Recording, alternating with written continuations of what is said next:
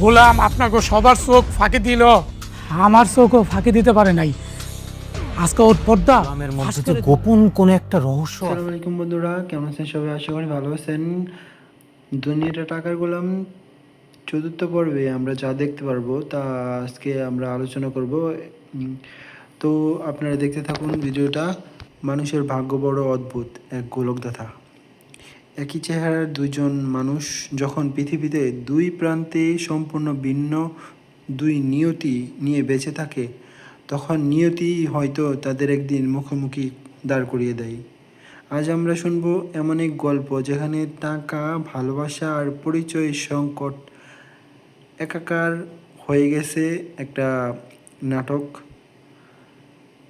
গল্পের শুরুতে মির্জাবাড়ির drawing room থেকে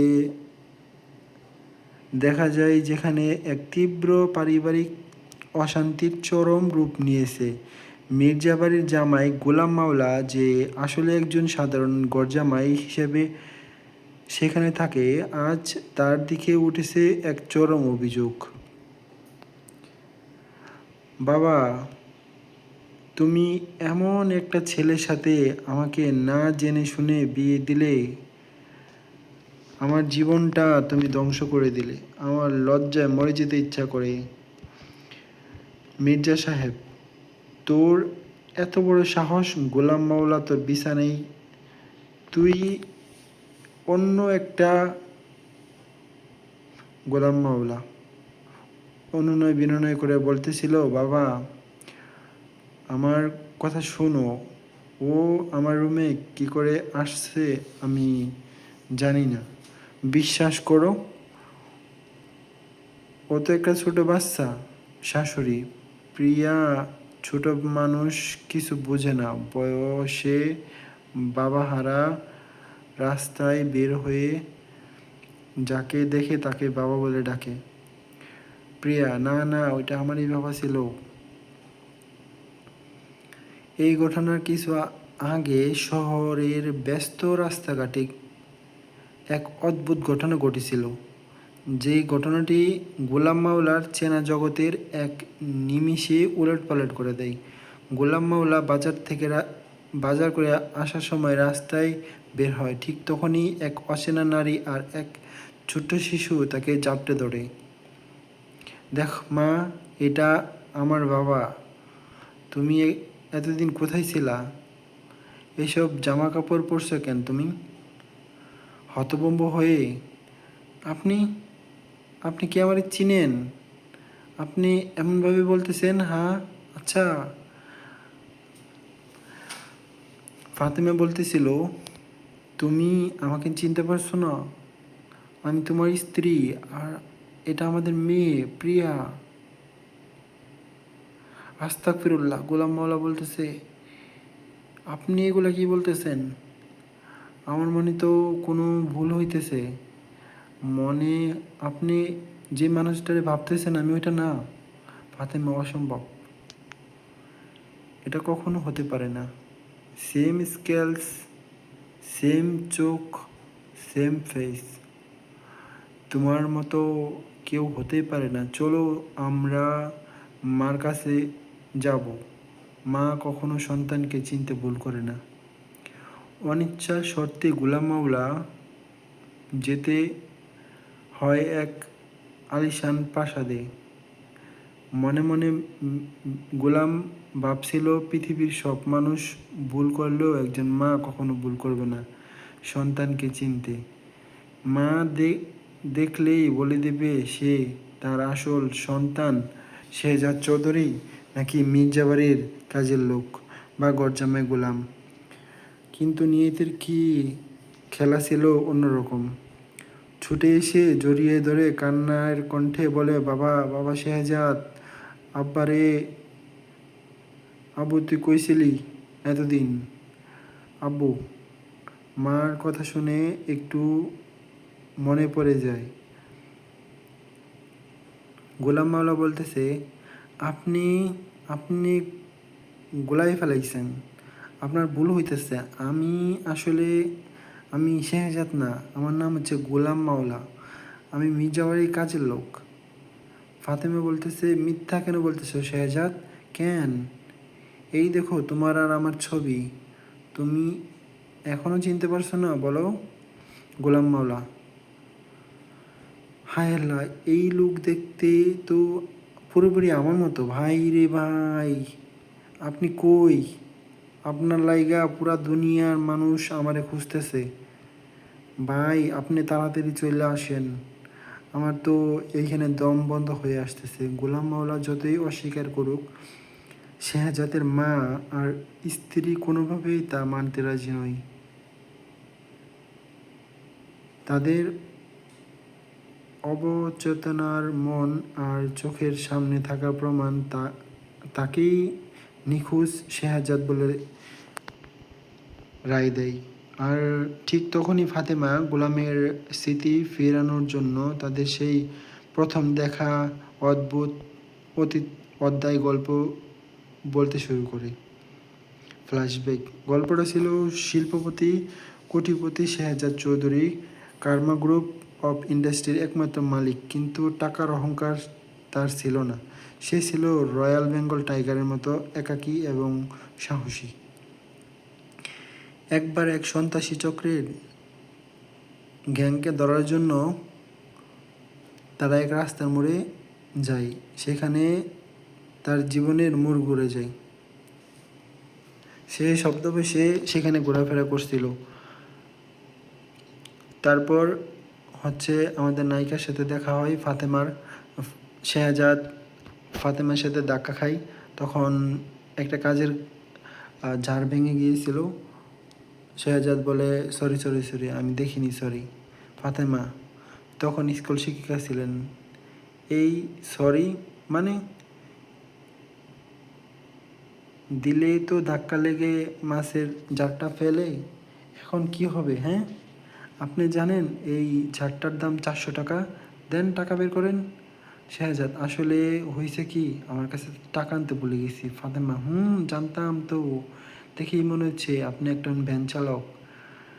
সারাদিন ভ্যান চালিয়ে 400 টাকা আসে আপনার, যে আপনি আমার টাকা দিবেন? এই নিন আমার অ্যাড্রেস। এটা কিন্তু আপনার সততার পরীক্ষা। কালকে এসে টাকাটা দিয়ে যাবেন। এই সাধারণ মেয়েটির সততা আর টাকার প্রতি লোভনীয়তা কোটিপতির শেহজাদের মন ছুঁয়ে যায়। শেহজাদের মা যখন এই কথা শুনতে পারেন, তিনি সরাসরি কার্মা গ্রুপের বিশাল গাড়ির বহর নিয়ে ফাতেমার গরিব কুঠুরে বিয়ের প্রস্তাব নিয়ে হাজির হন। কিন্তু সেখানে গিয়ে অপেক্ষা করছিলেন এক মহা বিস্ময়। ফাতেমা বলতেছে, সরি আন্টি, আমি এই বিয়ে করতে পারবো না। আমার তো গরিব, আমি চাই না আমার বিয়ে কখনো ধনী পরিবারে হোক।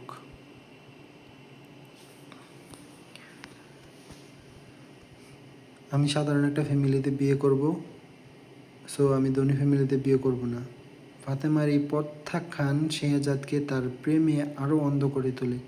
যে দুনিয়াটা টাকার গোলাম, যেখানে একটা মেয়ে কোটি কোটি টাকার সম্পত্তি দেখেও ফিরিয়ে দিচ্ছে, সেখানে শেহজাদ তখন সিদ্ধান্ত নেয় সে ধনী শেহজাদ চৌধুরী হয়ে নন, বরং সাধারণ গরিব চায়ের দোকানের শেহজাদ হয়ে ফাতেমার মন জয় করবেন।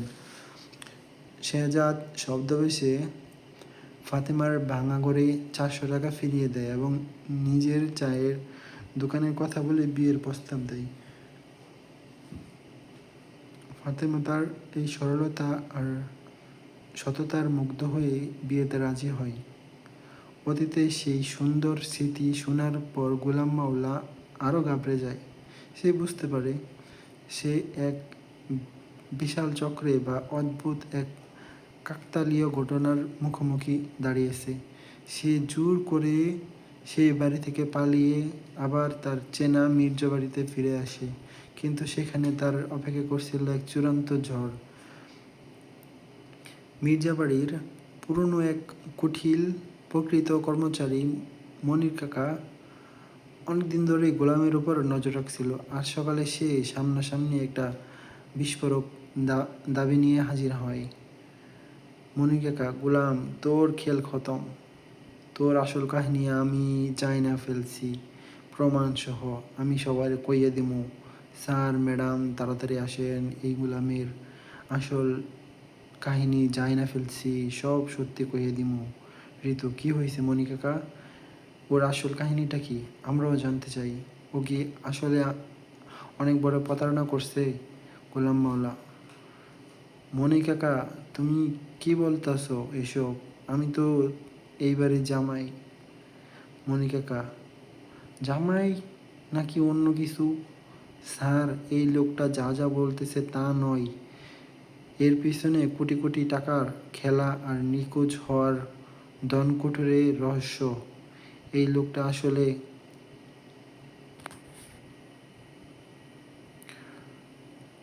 অবহিত।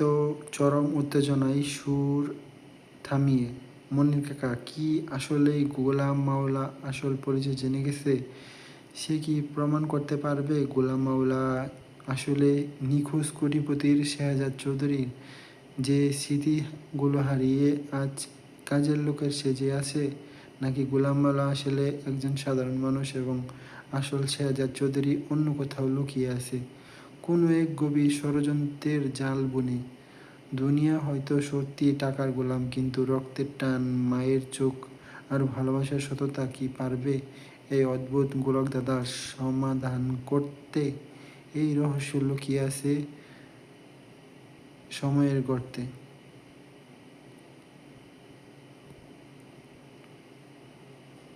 মানুষের জীবনটা কখনো নাটকের চেয়েও নাটকীয় হয়ে ওঠে। আমরা নিজেদেরকে একটা নির্দিষ্ট পরিচয়ে বেঁধে রাখি। আমি অমুক, আমার বাবা অমুক, আমি এই কাজ করি, কিন্তু নিয়তি যখন হঠাৎ এক দিন সকালে এসে আপনার কাঁধে সুরে বলে, না তুমি ভাবছো যা তা নও, তুমি আসলে অন্য কেউ, তখন মানুষের পায়ের তলা মাটি সরে যায়। আজকের এই গল্পটাই সেই গোলক দাদা দিয়ে এই গল্পটা শুরু। ঢাকার এক অভিশপ্ত এলাকায় মির্জা সাহেবের বিশাল ডুপ্লেক্স বাড়ি সকালের আলোতে ফোটার আগেই সেই বাড়িতে যেন এক প্রলয়কারী ঝড় বয়ে গেছে। গোলাম মাওলা অপরাধীর মতো দাঁড়িয়ে আছে, চিৎকার করে, বাবা তুমি এই লোকটার ইতিহাস না জেনে আমার সাথে কেন তুমি বিয়ে দিলে? আমি তো এই চেহারার সরলতা দেখছিলাম, আমি তো জানতাম না এর ভিতরে এত বড় একটা পশু বাস করে। আমার জীবনে তুমি ধ্বংস করে দিলে বাবা। আমার এখন লজ্জায় মরে যেতে ইচ্ছা করেছে। এত বড় সাহস গোলাম মাওলা, আমার আশ্রয় থেকে আমার খেয়ে তুই আমার বাড়িতেই এই কাজ করলি? তোর নিজের বিছানায় তুই একটা বাহিরের মেয়েকে এনেছিস? দুই হাত জোর করে চোখ মুখ এই আতঙ্কে, বাবা খোদার কসম আমি এইবার আপনি যা ভাবতেছেন তেমন কিছুই না। ও আমার রুমে কিভাবে আসলো আমি সত্যি জানি না। আমি রাতে ঘুমাচ্ছিলাম, সকালে উঠে দেখি ও আমার পাশে আছে। তো ও তো একটা বাচ্চা বাবা। শাশুড়ি, প্রিয় ছোট মানুষ হতে পারে গোলাম, কিন্তু একটা পরিচয় আছে।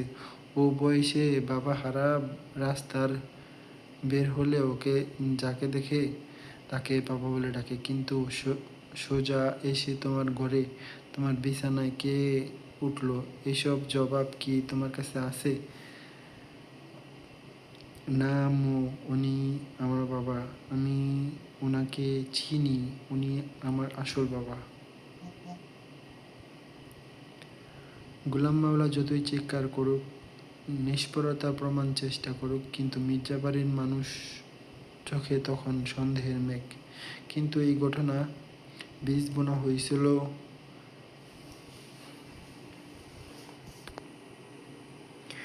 আগের দিন বিকালে, যখন গোলাম মাওলা সাধারণ একটা থলে হাতে নিয়ে বাজারে গিয়েছিল। দিনটা ছিল আর 5টা। দিনের মতোই। গোলাম মাওলা বাজারে গিয়ে আলু পটল আর মাছের দরদাম করছিল। গরজামাই হওয়ায় সংসারের ছোটোখাটো সব কাজ তাকে দিয়েই করতে হতো। কিন্তু বাজার থেকে ফেরার পথে একটা ছোটোখাটো তার পাঞ্জাবির কোনা টেনে ধরে একটা ছোটোখাটো হাত। বাবা, আমি তোমাকে পেয়েছি। আম্মু, দেখো বাবা, এখানে আমি তোমার আর কোথাও যেতে দিব না। অবাক হয়ে তাকিয়ে, এই রে, কার বাচ্চা রে এটা? এই খুকি, ছাড়ো ছাড়ো, ফিরে যাবে তো। তোমার বাবা কই? রাস্তায় একা একা ঘুরতেছ কেন? ছুটে এসে গোলামের হাত শক্ত করে ধরে চোখে জল। শেহজাদ, তুমি এতদিন কোথায় ছিলা? এই ভাঙা নোংরা জামা কাপড় পরছো কেন তুমি? আমাদের এইভাবে ফেলে রেখে তুমি কোথায় হারিয়ে গিয়েছিলে? হাত সরানোর চেষ্টা করতে করতে বিরক্ত হয়ে, আরে একই মায়ের বাপ, আপনি কে ভাই? রাস্তাঘাটে এমনভাবে একটা পুরুষের হাত ধরেছেন কেন? শুনেন ভদ্রমহিলা, আপনার মনে হয় ভুল হইতেছে। আমি আপনাকে যে মানুষটা খুঁজতেছেন সেই মানুষটা আমি না। আমার নাম গোলাম মাওলা।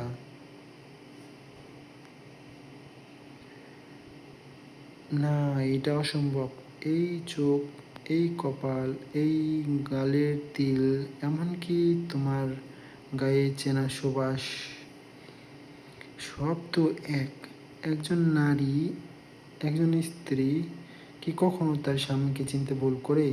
শাহজাদ, আমাদের মেয়ে শ্রেয়া প্রতিদিন তোমার জন্য কাঁদে। চলো আমাদের সাথে। ওরে খুদা,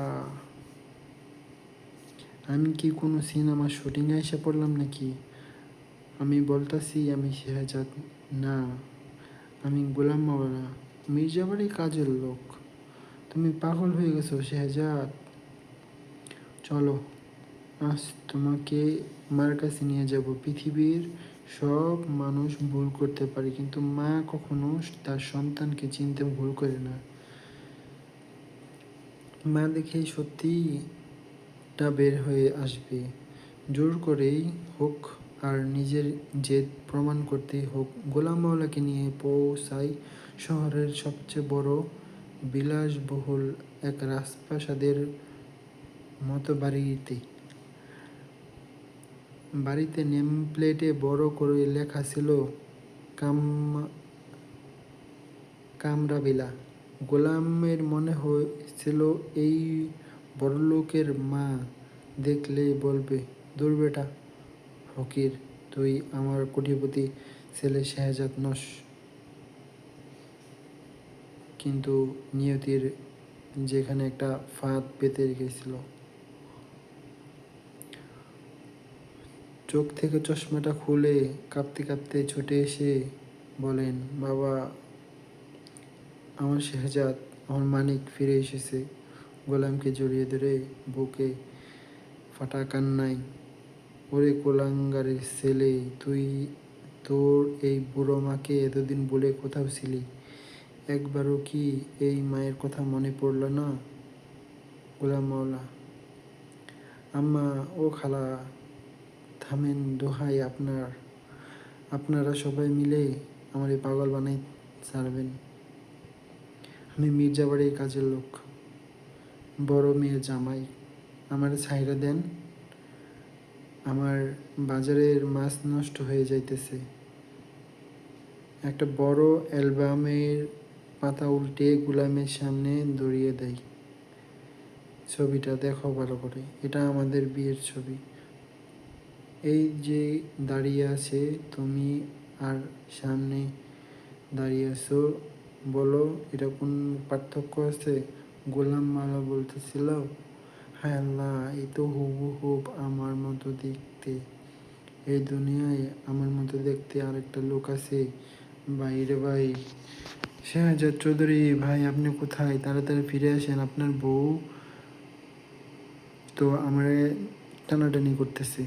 বৌমা, ও নিশ্চয়ই বড় কোনো দুর্ঘটনায় পড়েছে, স্মৃতিশক্তি হারিয়ে ফেলেছে, চিনতে পারছে না। ফাতেমা বলতেছে, শেহজাদ, তোমার কিছুই কি মনে পড়তেছে না? আমাদের সেই প্রথম দিনটা দেখা হয়েছিল, কোথাও মনে পড়ছে না? সে মাছের জারটা ভেঙে যাওয়ার দিনটা। ফাতেমার কণ্ঠে সাথে সাথে গল্পটা চলে যায় ফ্ল্যাশব্যাকে। আগে এক অতীত, 5 বছর আগের।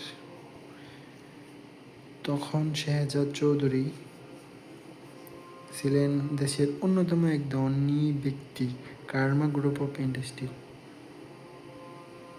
কিন্তু তার এক অদ্ভুত স্বভাব ছিল, সেটা অহংকার অপছন্দ করত। একবার এক বিশেষ মিশনে সে নিজের প্রোটেকশন ভেঙে সাধারণ ভ্যান চালকের মতো পোশাক পরে রাস্তায় বের হয়েছিল। স্যার, এইভাবে একা একা সাধারণ মানুষের মতো ঘুরে বেড়াবেন না, কোনো সময় আক্রমণ হতে পারে। বড় ম্যাডাম জানতে পারলে আমাদের প্রোটেকশন ছাড়া আপনি বের হয়েছেন, আমাদের চাকরি থাকবে না। রয়্যাল বেঙ্গল টাইগার সবসময় একাই চলে, আর দাউদ খান এর গুন্ডারা এই এলাকাতেই লুকিয়ে আছে। ওদের ধরতে হলে আমাকে সাধারণ মানুষের মতো মিশে যেতে হবে। I don't any protocol. তোমরা দূরে থাকো। শব্দবেশী শেহজাদ। তখন স্থানীয় এক স্কুল বিজ্ঞান শিক্ষার্থী ফাতেমার তার স্কুলে প্র্যাকটিক্যাল ক্লাস চলতেছিল। কাচের ঝাড়ের জল উদ্ভিদ মাছ ধাক্কা লেগে ওই ঝাড়টা ভেঙে যায়। তীব্র রেগে, সরি মানে কিসের সরি? শাহজাদ বলতেছিল, sorry sorry, I am extremely sorry, আমি আসলে খেয়াল করিনি। সরি মানে? দেখছেন না, আমি ছোট বাচ্চাদের মাছ নিয়ে ক্লাস করাচ্ছিলাম, ধাক্কা লেগে ভেঙে দিলেন। এখন আমার 400 টাকা বের করেন, টাকাটা আমার বাসায় পাঠিয়ে দিবেন, এটা আপনার সততার পরীক্ষা। বন্ধুরা, আসসালামু আলাইকুম, কেমন আছেন সবাই? আশা করি ভালো আছেন। যারা শেষ পর্যন্ত এই নাটকটা দেখেছেন তারা কমেন্ট করবেন আর চ্যানেলটা সাবস্ক্রাইব করে রাখবেন। ধন্যবাদ সবাইকে। ভ্যান চালকের মধ্যে দেখতে থাকবে কই থেকে 400 টাকা? স্কুলের ঠিকানায়, এটা আপনার সততা। ফাতেমা এই তেজ আর স্পষ্টবাদিতা শেহজাদের মনে এক অদ্ভুত ভালো লাগা সৃষ্টি করে। শেহজাদ বাড়িতে গিয়ে তার মাকে সব খুলে বলে। মা খুশি হয়ে সরাসরি কার্মা গ্রুপের বিশাল গাড়ি বহর নিয়ে ফাতেমার বাড়িতে বিয়ের প্রস্তাব নিয়ে যায়। শেহজাদ, বেয়াদবি নেবেন না আন্টি, আপনারা অনেক বড় লোক, আমি চাই না আমার বিয়ে কোনো ধনী পরিবারে হোক। আমি ধনী ফ্যামিলির ছেলেদের টাকার অহংকারের অন্ধ থাকে, আমি সাধারণ একটা মধ্যবিত্ত ছেলেকে বিয়ে করতে চাই। তো এই গল্পটা এখানে শেষ হয়। ধন্যবাদ সবাইকে, সবাই ভালো থাকবেন।